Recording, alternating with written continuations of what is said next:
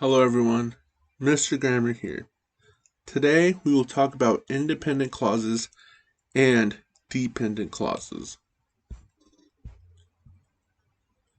An independent clause makes sense on its own because it expresses complete thought. Also, independent clauses can be sentences alone. Edward is an author.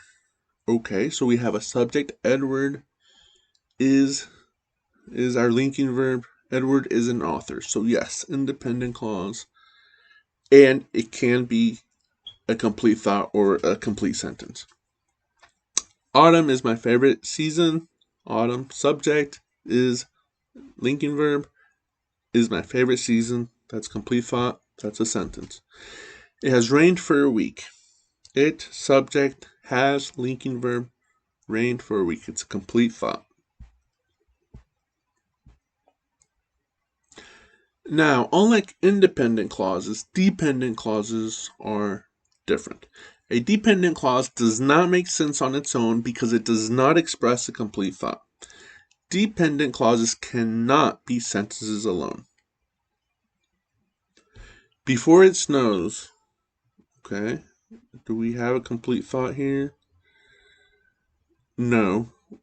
Before it snows what? So that's a dependent clause.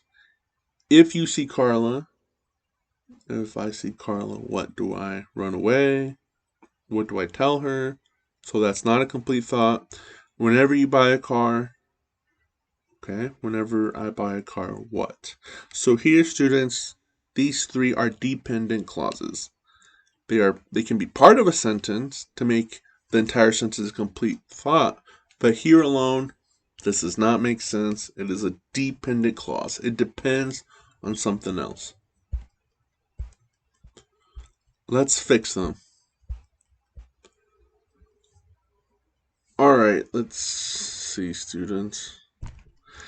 Before it snows, okay, make sure to buy bread and milk before it snows. Okay, so this is our dependent clause, and it depends on make sure to buy bread and milk. So this is the independent clause.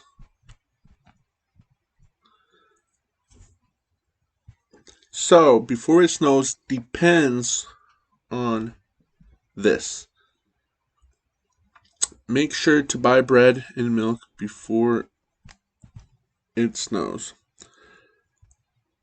If you see Carla, if I see Carla, what? If you see Carla, tell her she won the raffle. Okay, so this is dependent, and this depends on tell her she won the lottery. So if you see Carla, tell her she won the lottery. Tell her she won the lottery is the independent clause.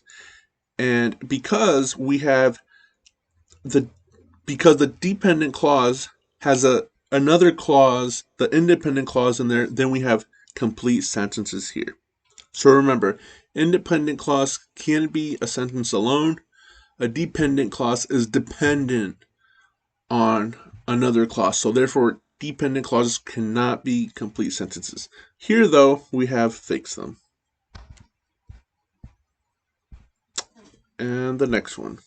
Whenever you buy a car, make sure it is reliable. So here, dependent, it depends on make sure it is reliable. Make sure it is reliable. So we have independent clause here. Thus, now we have a complete sentence. Now, let's take a look at these examples. Are these independent clauses or dependent clauses? Let's see. Stephen is a happy child.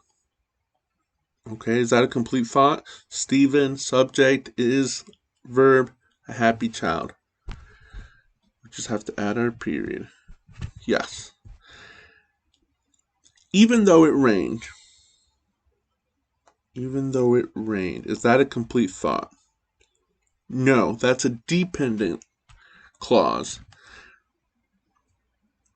It's a dependent clause, but because we don't have a complete thought. So, for example, Even though it rained, we still had a picnic. Okay. Number 3. So this is dependent clause. Before you go what? Before you go, make sure to turn the TV off. But here alone, it's dependent clause.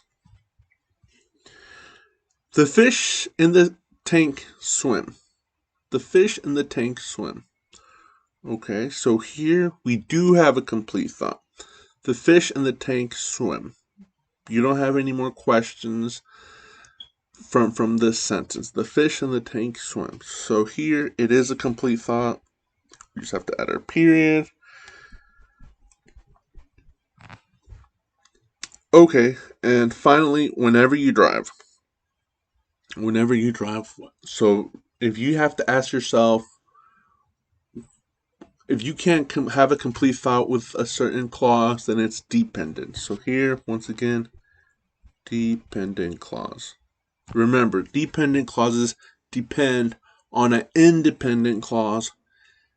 And thus, if you combine these two together, then the dependent clause can successfully be part of a sentence, of a complete sentence.